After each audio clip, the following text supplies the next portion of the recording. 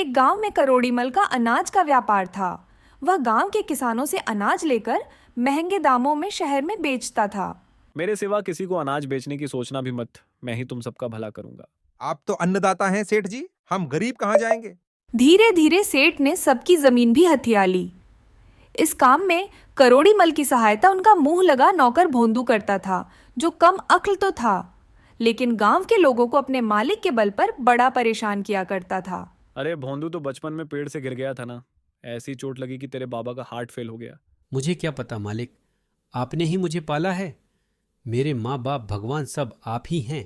वो इसीलिए तेरी मूर्खताओं के बाद भी तुझे नहीं निकालता, पर अब सावधान हो जा। अरे मालिक, आपके लिए जान भी दे दूंगा।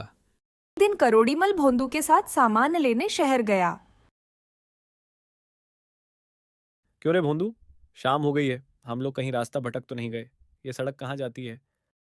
सड़क कहीं नहीं जाती सेठ जी, आपको क्या हो गया है?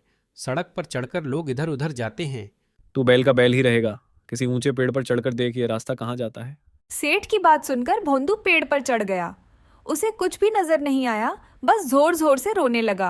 अब क्या हुआ? चुपचाप नीचे उतर जा, हम जल्दी ही शहर पहुंच जाएंगे। अरे मालिक, मुझे पेड़ से उतरना नहीं आता, मुझे बचा लो वरना मैं मर जाऊंगा। हे भगवान, अंधेरा गहराता जा रहा है, तू जल्दी से नीचे आ, वरना डाकू आ जाएंगे और हमारा सारा सामान लूट लेंगे।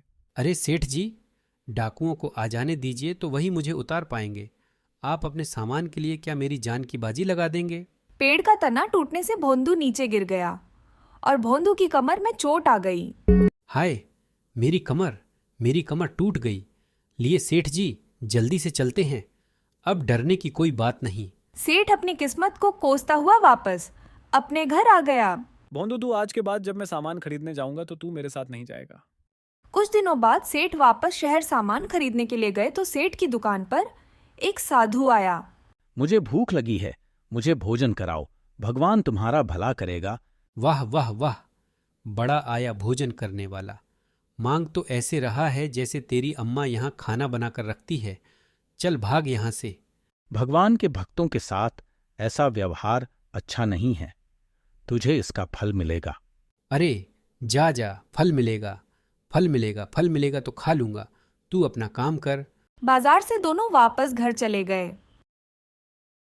भोंदू दिन ब दिन मालिक को ज्यादा परेशान करने लगा। गुस्से में मालिक ने भोंदू को घर से बाहर निकाल दिया। नौकरी तो मिलने से रही, मेरे लिए यही अच्छा है कि मैं अपना काम करूं। आज से मैं जंगल में जाकर लकड़ियां काटूंगा। ना कोई मालिक है, ना कोई डांट, ना फटकार, आराम से जीवन बिता लूंगा। लेकिन वह थोड़ी बहुत लकड़ियां काट कर ले आया और उन्हें बेचकर एक दिन का खाना बना लिया। अगले दिन वह फिर लकड़ियां काटने चला। वह जिस डाल पर बैठा है उसी डाल को काटने लगता है। तभी वहां से एक साधु गुजरता है और उसे इस तरह से डाल काटते हुए देखकर जोर से चिल्लाता है। अरे मूर्ख, पागल तो नहीं हो गया है? जिस डाल पर बैठा है उसी को काट रहा है। मरना चाहता है क्या? अभी नीचे गिरेगा।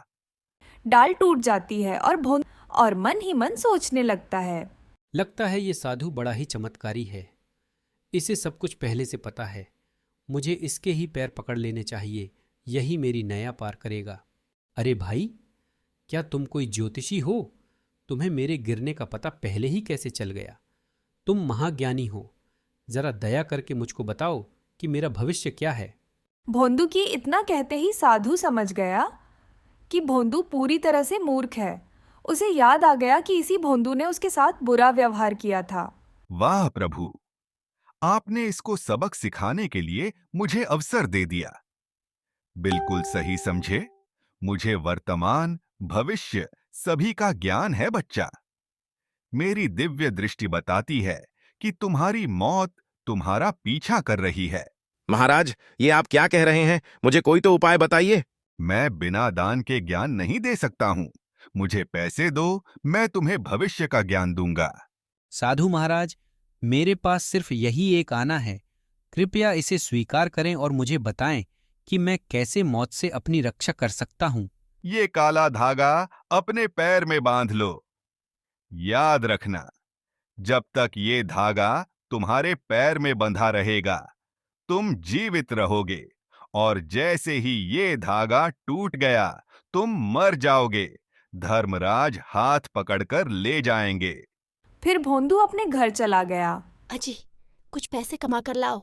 सुबह से घर में चूल्हा भी नहीं जला है। क्या हम लोगों को भूखा मारोगे? अरे भाग्यवान, मेरे पास ज्यादा समय नहीं है। मैं बिस्तर से उठा और मेरे पैर का धागा टूटा तो तू विधवा हो जाएगी। क्या बकवास कर रहे हो? धागा टूटने से भला कोई मरता भी है? अरे, आज मैं एक ऐसे महाराज से मिला था जिसे भूत भविष्य सबका पता था। उन्होंने कह दिया तो ये होना निश्चित है। भोंदू की पत्नी जानती थी कि भोंदू के दिमाग में जो आ गया उसको हटाना नामुमकिन है। मजबूरी में वह खुद ही काम करने सेठ करोड़ीमल के घर गई। अरे क्या हाल है लाजो? भोंदू ठीक तो है? इतने दिन हो गए काम मांगने भी नहीं आया। अजी क्या बताऊं, वो तो रोज ही कुछ नए नए नाटक करते हैं। आजकल उन्होंने पैर में एक धागा बांधा हुआ है। कहते हैं अगर धागा टूट गया तो वो मर जाएंगे। चल तू परेशान मत हो, मैं खुद तेरे घर चलता हूँ और उसे खींच कर ले आता हूँ। उस मूर्ख को मेरे सिवा कोई नहीं उठा सकता। आइए आइए सेठ साहब, देखिए ना, भोंदू कह रहा है कि वो मर गया है। मैं बर्बाद हो गई, भरी जवानी में मर गया रे। हाय दैया, आप मर गए, अब क्रियाक्रम के पैसे कहाँ से आएंगे? ये क्या बकवास है? चुप रहो तुम। ये सब कैसे हो सकता है? वो तो मेरे सामने ही बैठा हुआ है। अरे भोंदू, तू क्या कर रहा है? सेठ साहब, जंगल में मैं एक बहुत बड़े साधु से मिला था। उसने मुझे पहले ही बता दिया था कि अगर ये काला धागा टूट गया तो मैं मर जाऊंगा। देखो ना, काला धागा टूट गया है। अब धर्मराज हाथ पकड़कर ले जाएंगे। अरे पागल, जब तू सबके सामने जिंदा बैठा है तो मर कैसे गया? किसी ने तुझे बेवकूफ बनाया है। अब चल और काम कर। मैंने दूसरा चश्मा खरीद लिया है, चल अब उसको चमका दे। ये क्या कह रहे हैं मालिक? हम तो बाबा पर बहुत विश्वास करते हैं। मर गए तो मर गए, अब तो बस मेरे क्रियाक्रम का इंतजाम करिए। बाबा ने कहा था मरने पर धर्मराज हाथ पकड़कर ले जाएंगे। अरे मरने के बाद तो धर्मराज के कोड़े खाने होंगे। दूसरा ये सब तुझे जला भी देंगे। जिंदा रहेगा तो मेरे साथ हवेली पर ऐश करेगा।